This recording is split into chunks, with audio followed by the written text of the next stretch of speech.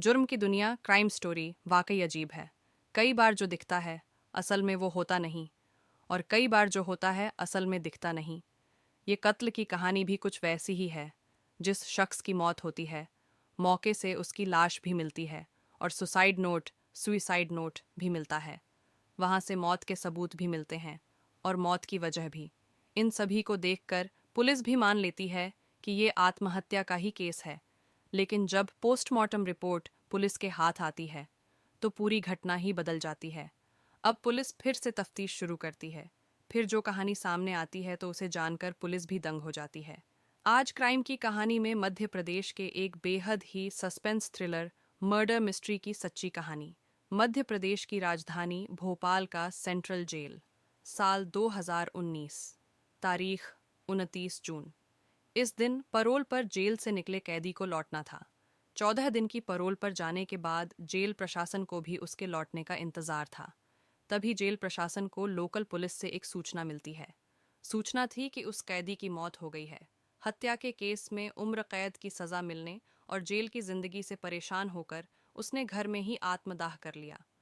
Local police ने बताया कि कैदी ने एक सुसाइड नोट भी छोड़ा है। हैंडराइटिंग भी उसी की है और मौत की वजह भी बताई है। इसलिए अब उसके शव का पोस्टमार्टम कराकर केस को बंद करने की तैयारी है। ये जानकर जेल प्रशासन भी उस कैदी के केस को बंद करने के लिए लोकल पुलिस के फाइनल रिपोर्ट का इंतजार करने लगा। जिस कैदी की मौत हुई थी उसका नाम था राजेश परमार। उम्र तकरीबन 34 साल। वह मध्य प्रदेश के भोपाल के नीलबढ़ एरिया के हरिनगर में रहता था। इस पर साल 2014 में एक हत्या का आरोप था। उसी केस में इसकी गिरफ्तारी हुई थी। साल 2016 में उसे कोर्ट ने आजीवन कारावास की सज़ा सुनाई थी, जिसके बाद से वो जेल में ही था। उसी समय राजेश के पिता की मौत हो गई थी। इसी वजह से उसे 14 दिनों की परोल मिली थी।